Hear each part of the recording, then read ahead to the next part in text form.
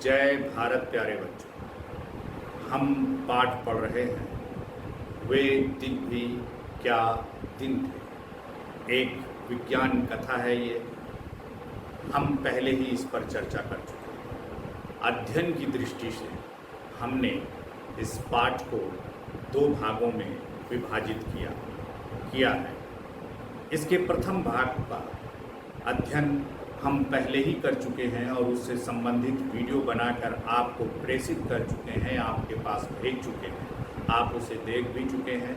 और उसमें जो व्याकरण संबंधी बातें हैं या शब्दों से संबंधित बातें हैं और जो पठित बोध है उसे आप कर चुके हैं। आज बच्चों हम वे दिन भी क्या दिन थे का इसका जो दूसरा भाग बचा हुआ है, शेष है, उस भाग को हम पढ़ेंगे, वाचन भाग 2।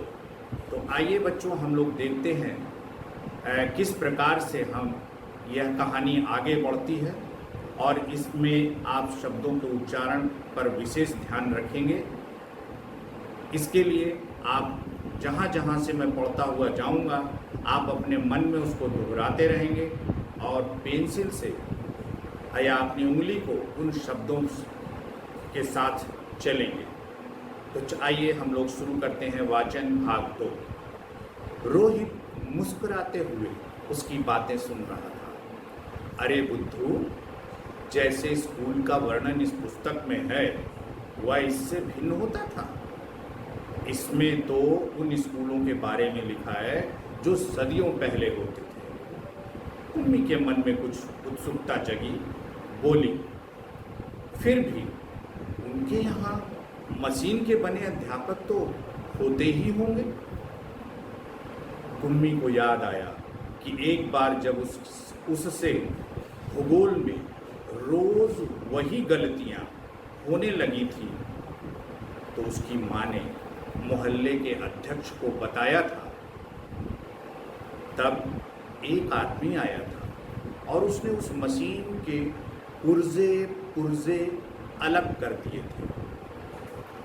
तब उसने मन ही मन यह मनाया था कि वह आदमी इस बोर करने वाले अध्यापक को पुनः जोड़ ना पाए तो उसे हमेशा के लिए छुट्टी मिल जाए। लेकिन उस आदमी ने मशीन को फिर से जोड़कर उसकी माँ को बताया था। लगता है मशीन के भूगोल की चक्की कुछ तेज रफ्तार पर थी, सो आपकी लड़की के लिए उसे समझना कठिन हो गया था। मैंने अब उसकी गति कुछ धीमी कर दी है, सो आशा है अब ठीक रहेगा। ये भाग 2 वाचन भाग 2 का एक अनुच्छेद है जिसका वाचन हमने किया और आशा है इसमें जो भी शब्द आए होंगे उसका उच्चारण आप सुनकर कर पाएंगे। अब इसमें जो नए शब्द आपको लगते हैं आप स्वयं उसको लिख लेंगे और जब हम लोग गूगल मीट पर आएंगे तो आप जब उनसे उस बारे में चर्चा करेंगे, पूछेंगे, तो हम लोग मिलकर उसको विस्तार से उसको समझने का प्रयास करेंगे। लेकिन मैं अपनी तरफ से जो कुछ मुझे जैसा लगता है कि ये आपके लिए कुछ नया है या ये अर्थ ऐसे कुछ बच्चे हो सकते हैं जिनको समझने में कठिनाई होती है, मैं उन शब्दों को लूँगा। रोहित मुस्कुराते हुए उसकी बातें सुन रहा था। अरे बुद्धू, ये शब्द आप देखिए बच्चों। अरे बुद्धू, जैसे स्कूल का वर्णन इस पुस्तक में है वह इससे भिन्न होता था। ये देखिए 2 शब्द हो गए, भिन्न होता था। इसमें तो उन स्कूलों के बारे में लिखा है जो सदियों पहले होते थे। इसमें मैंने 3 शब्दों पर बच्चों को निशान लगाया है। तो आइए देखते हैं। बुद्धू, बुद्धू का मतलब वो होता है नासमझ, भोला। जैसा आप यहाँ पर देख रहे हैं, बुद्धू का मतलब होता है नासमझ, भोला। तभी उसने कहा अरे बुद्धू, अरे नासमझ, जो बातों को समझ ना पाए। जैसे स्कूल का वर्णन इस पुस्तक में है। वर्णन का भी अर्थ ये होता है बच्चों कि किसी जो बात को किसी विषय पर विस्तार से या संक्षेप में बताना, जैसे जब आपको निबंध देते हैं तो हम ये कहते हैं आप अपने बारे में बताइए। तो जो आप अपने बारे में बता रहे हैं उसको हम एक शब्द में कह सकते हैं कि आप अपने बारे में आप अपना वर्णन कर रहे हैं। आप कैसे हैं, कहाँ रहते हैं, कहाँ पढ़ते हैं, क्या खाते हैं। इस प्रकार से उस स्कूल का वर्णन, जिस स्कूल के बारे में उस डायरी में लिखा हुआ था, उस पुस्तक में लिखा हुआ था, उसका वर्णन उस पुस्तक में था, उस स्कूल के बारे में सारी जानकारी उस पुस्तक में थी। वह इससे भिन्न होता था। भिन्न माने अलग होता था। भिन्न का मतलब होता है अलग। वह इससे भिन्न होता था। इसमें तो उन स्कूलों के बारे में लिखा है जो सदियों पहले होते थे। सदी का मतलब होता है 100 वर्ष। सदियों का मतलब कई 100 वर्ष का समय। तो 100 वर्ष का, जैसे हम कहते हैं महेंद्र सिंह धोनी ने शतक बनाया, तो शतक का मतलब हो गया सैकड़ा, 100, यानी उसने 100 रन बनाए। तो यहाँ पर सदी का मतलब समय से है। तो जब अगर 100 वर्ष बीत जाता है तो हम कहते हैं एक सदी बीत गई। जब कई 100 वर्ष बीत जाते हैं तो हम कहते हैं सदियों बीत गए। तो बच्चों, 3 शब्द जो पहली 3 लाइनों में है, बुद्धू, भिन्न और सदियों। अब आगे देखते हैं। कुम्मी के मन में कुछ उत्सुकता जगी, बोली, फिर भी उनके यहाँ मशीन के बने अध्यापक तो होते ही। तो उत्सुकता का मतलब यहाँ पर होता है बेटा चाह, इच्छा। तो कुम्मी के मन में कुछ इच्छा जागी, कुछ इच्छा आई, कुछ चाह उठी। तो उसने फिर पूछा, वह बोली, फिर भी उनके यहाँ मशीन के बने अध्यापक तो होते होंगे। मशीनी अध्यापक कैसे है? आज के समय में भी देखिए, हम कंप्यूटर के माध्यम से, लैपटॉप और ये मोबाइल के माध्यम से आप तक पहुंच पा रहे हैं, लेकिन हम पढ़ा रहे हैं आपको। लेकिन वो समय, जिस समय की ये 150 साल आगे की जो बात हो रही है, ऐसे समय में हम नहीं हैं। मतलब पढ़ाने वाला एक मशीन का बना हुआ अध्यापक है, इसीलिए उसको मशीनी अध्यापक, आप उसे रोबोट भी कह सकते हैं। जिस रोबोट की कल्पना हम करते हैं कि अगर आने वाले समय में रोबोट हो जाएंगे तो हम उनसे हर तरह का काम करवा सकते हैं, ले सकते हैं। तो अगर वहीं पर एक कल्पना ये भी हो सकती है बच्चों कि अगर रोबोट इतने विकसित हो जाएं कि वो पता लगा कि वो हम उनसे काम करवा रहे हैं, पता लगा उन्होंने हमें अपना गुलाम बना लिया। और इसके ऊपर कई मूवीज़, कई पिक्चर, फिल्म बनी हुई हैं, आप लोगों ने देखा भी होगा। अब आगे बढ़ते हैं। कुम्मी को याद आया कि एक बार जब उससे भूगोल में रोज़ वही गलतियाँ होने लगी थी, तो उसकी माँ ने मोहल्ले के अध्यक्ष को बताया था। तब एक आदमी आया था और उसने उस मशीन के पुर्जे अलग कर दिए थे। तब उसने मन ही मन यह मनाया था कि वह आदमी इस बोर करने वाले अध्यापक को पुनः ना जोड़ पाए, तो उसे हमेशा के लिए छुट्टी मिल जाए। लेकिन उस आदमी ने मशीन को फिर से जोड़कर उसकी माँ को बताया था, लगता है मशीन के भूगोल की चक्की कुछ तेज रफ्तार पर थी, सो आपकी लड़की के लिए उसे समझना कठिन हो गया था। मैंने अब इसकी गति कुछ धीमी कर दी है, सो आशा है अब ठीक रहेगा। तो इसमें कुछ शब्द जो मुझे लगे उनको मैंने यहाँ पर चिन्हित कर दिया है। और देखिए, जैसे इसमें शब्द आया भूगोल एक विषय है जो आप बड़ी कक्षाओं में जा कर के अलग, जैसे हिंदी, गणित, अंग्रेजी और सामाजिक विज्ञान आप पढ़ते हैं, तो सामाजिक विज्ञान का ही ये भी सामाजिक अध्ययन का एक अंग है यह विषय भूगोल, जिसमें हम धरती के बारे में अध्ययन करते हैं। धरती की ऊपरी सतह और धरती की निचली सतह मतलब धरती के अंदर और धरती के बाहर जो भी बातें होती हैं, जो घटनाएं होती हैं, उनका अध्ययन हम इस विषय में करते हैं। तो वो भूगोल विषय के बारे में यहाँ बात कर रहे हैं। फिर अगला शब्द देखते हैं, इसमें मैंने लगाया है निशान मोहल्ले। तो मोहल्ला वह होता है जहाँ बहुत सारे लोग एक साथ अपने अपने घरों में रहते हैं, उसे हम मोहल्ला, वो किसी बड़े शहर का छोटा टुकड़ा, छोटा हिस्सा होता है। और अगला शब्द है, देखिए इसमें रफ्तार मतलब होती है चाल, गति, कि आप कितनी तेज़ी से, कितनी रफ्तार से चल रहे हैं। और अगला शब्द है बच्चों इसमें देखिए कि आशा का मतलब होता है उम्मीद, भरोसा। तो उस आदमी ने यह उम्मीद जाहिर की, यह भरोसा जाहिर किया कि जब उसने मशीन को ठीक कर दिया तो उनको लगा कि अब ये ठीक से काम करेगी। तो बच्चों हम अब अगले अनुच्छेद की तरफ बढ़ते हैं। अगला हमारा अनुच्छेद है, आप देखिए उसी के आगे से ये आया, और कुम्मी को उसी समय भूगोल का सबक सीखने बैठ जाना पड़ा था। मन ही मन वह उस मशीनी अध्यापक को कोसती रही थी। तभी रोहित ने कुम्मी के सोचने के सिलसिले को तोड़ा, बोला, हाँ, तब अध्यापक तो होते थे परंतु मशीन नहीं, स्त्रियां और पुरुष होते थे। क्या कहा? कहीं कोई स्त्री या पुरुष इतने सारे विषय हमें सिखा सकता है? क्यों नहीं? वह बच्चों को सारे विषय समझाते थे, गृह कार्य देते थे और प्रश्न पूछते थे।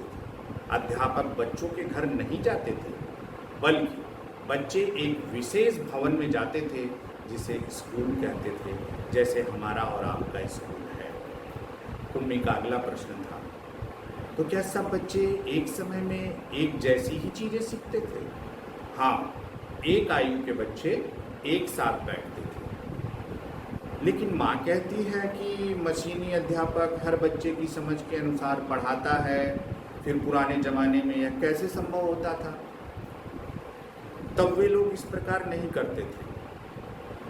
रहने दो, तुम्हारी इच्छा नहीं है तो मैं वह पुस्तक तुम्हें नहीं दूंगा, रोहित ने कहा।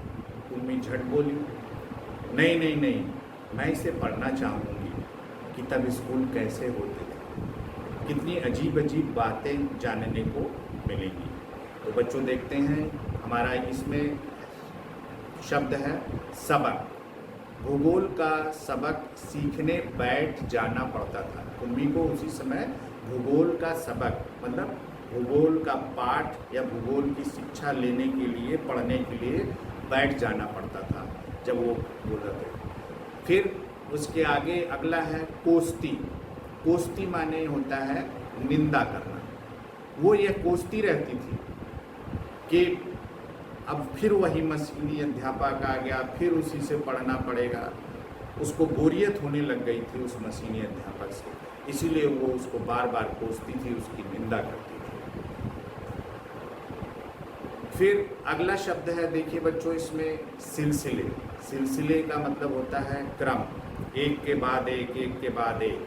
तभी रोहित ने, क्योंकि वो उसके दिमाग में, कुम्मी के दिमाग में तरह तरह के प्रश्न उठ रहे थे, आ रहे थे, तो रोहित ने उसके जो सोचने की श्रृंखला थी, उसके सोचने का जो क्रम था, उसको क्या किया? तोड़ा, मतलब उसको रोका, उसमें व्यवधान डाला। सिलसिले का मतलब होता है क्रम। अब अगला शब्द देखते हैं बच्चों, देखिए इसमें दिया है गृह कार्य, और इस शब्द के बारे में हम हमेशा पढ़ते आए हैं। इसमें गृह कार्य मतलब होता है घर के लिए जो काम आपको दिया जाता है उसे हम गृह कार्य कहते हैं। तो गृह कार्य, वो मशीन भी गृह कार्य देती थी जो है। अब आगे अगला शब्द देखते हैं बल्कि। इसमें एक शब्द आया है बल्कि। बल्कि का मतलब होता है लेकिन, बल्कि, किंतु, लेकिन, ये इसका अर्थ होता है। और फिर हम अगले शब्द को देखते हैं। यहाँ पर अगला शब्द है आयु। आयु माने होती है उम्र, मतलब एक उम्र के बच्चे, लिखा ना, एक आयु के बच्चे, एक उम्र के बच्चे, जैसे 5 से 6 साल के बच्चे कक्षा 1 में ही बैठते हैं, उसके ऊपर एक साथ बच्चे कक्षा 2 में बैठते हैं। तो एक आयु का मतलब एक उम्र के बच्चे। अगला शब्द देखते हैं, ज़माने। जमाने नहीं है, ये ज़माने हैं। ज़माने का मतलब हो गया समय। यहाँ पर फिर पुराने ज़माने में यानी पुराने समय में यह कैसे संभव होता था, मतलब ये बात कैसे हो जाती थी। संभव माने मुमकिन होना, कैसे हो सकता था, कैसे संभव हो सकता था, कैसे मुमकिन होना, ठीक है, कोई चीज़ का। तो ये चीज़ है, ये शब्द है संभव। और इसके बाद एक अगला जो शब्द है, जब आप पढ़ेंगे तो इसमें कुम्मी, यहाँ पर आपको मिलेगा कुम्मी झट बोली। कुम्मी झट बोली, झट माने जल्दी से कुम्मी ने कहा। तो अब आइए बच्चों, हम इसके तीसरे उस पर पढ़ते हैं, अनुच्छेद पर। और जो तीसरा अनुच्छेद है इसका, बच्चों देखिए, ये इसमें लेखक, जो इसके लेखक हैं आइजक असीमोव, जिन्होंने इस विज्ञान कथा को लिखा है, उनका नाम भी लिखा हुआ है। और देखिए इनके नाम में भी इस जय के नीचे नुक्ता लगा हुआ, आइजक असीमोव बोलते हैं। और ये देखिए मशीनी अध्यापक जिसके साथ ये देखो भूमि पढ़ रही है। आजकल आप भी कुछ इसी तरीके से पढ़ते हैं। तो आइए चलिए हम लोग इसमें इस अनुच्छेद को पूरा करते हैं। इतने में अंदर से माँ की आवाज़ सुनकर कुम्मी बोली, लगता है सबक का समय हो गया, मतलब पाठ सीखने का समय, पढ़ने का समय हो गया। रोहित भी उठा और अपने घर की ओर चला गया। कुम्मी अपने घर की ओर चली गई। अंदर मशीन आगे का सबक देने को तैयार थी, मतलब आगे का पाठ पढ़ाने को, या जो हाथ छोड़ा था उसके आगे पढ़ाने के लिए वो तैयार थी। मशीन से आवाज़ आनी आरंभ हो गई, आज सबसे पहले तुम्हें गणित सीखना है, कल का होमवर्क छेद में डाल दो। मशीन से कैसी आवाज़ है, आज सबसे पहले तुम्हें गणित सीखना है, कल का होमवर्क छेद में डालो। कुम्मी ने वैसा ही किया। वह सोच रही थी कि कितने अच्छे होते होंगे वे पुराने स्कूल, जहाँ एक ही आयु के सारे बच्चे हंसते थे, खेलते कूदते स्कूल जाते होंगे और पढ़ाने वाले पुरुष और स्त्रियां होते होंगे। इतने में मशीन से स्वर आना आरंभ हो गया और पर्दे पर चलते हुए अक्षर एवं अंक आने शुरू हो गए। और कुम्मी सोच रही थी, तब स्कूल जाने में कितना आनंद आता होगा, कितने खुश रहते होंगे सारे बच्चे। तो बच्चों, ये हमारा पाठ यहाँ पर समाप्त होता है। और जो शब्द हमने आपको इस पाठ में बताए हैं, उनके अर्थ बताए हैं, इन सभी शब्दों को उनके अर्थ के साथ अपनी कॉपी में लिखेंगे और हमें उसको दिखाएंगे। अगला, आपने कितनी जानकारी इसमें हासिल की, इसमें हम आपका पठित बोध, आपने जो पढ़ा उसमें आपने कितना ज्ञान हासिल किया, उसके लिए हम आपको उसका एक अंश, जो अनुच्छेद हमने पढ़े हैं उन अनुच्छेदों में से, उन गद्यांश में से एक अंश उसका देंगे और उसमें संबंधित कुछ प्रश्न आपसे पूछे जाएंगे। उस प्रश्न का उत्तर आप देंगे, स्वयं देंगे। मैं सिर्फ आपके लिए उसको यहाँ पर पढ़ दे रहा हूँ। कुम्मी को याद आया कि एक बार जब उससे भूगोल में रोज़ वही गलतियाँ होने लगी थी तो उसकी माँ ने मोहल्ले के अध्यक्ष को बताया था। तब एक आदमी आया था और उसने उस मशीन के पुर्जे अलग कर दिए थे।